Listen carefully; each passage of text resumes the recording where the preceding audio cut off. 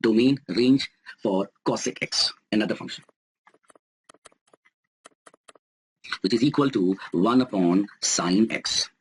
1 upon sine x. Now, as we did in the previous case, cos x was in the denominator. Here, sine x is in the denominator. So, sine x should not be equal to 0. So, here y will not be defined. Whenever sine x is 0, means x n pi, where n belongs to integers. Got the idea? So, what domain we can write here? Set of x. X belongs to R, and x should not be equal to n pi, where n belongs to integers. Now, when I talk about the range, before this, I'll tell you the variation in different quadrants. For cosec x, in the first quadrant, it decreases from infinity to 1. In the second quadrant, it increases from 1 to infinity. In the third quadrant, it increases from minus infinity to minus 1. In the fourth quadrant, it decreases from minus 1 to minus infinity.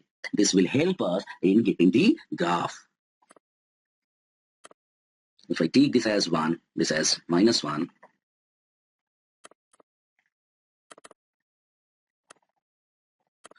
now take this as 0, this as pi by 2, this as pi, then 3 pi by 2, then 2 pi.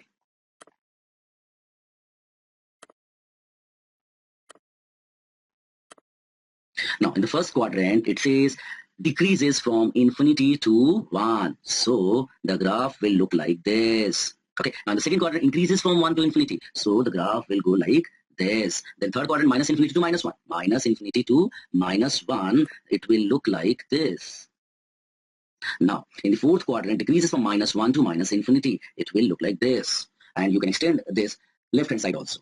So, here, the range is defined by the set y belongs to R and y greater than or equal to 1 or y less than or equal to minus 1.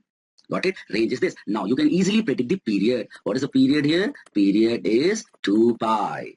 Got it?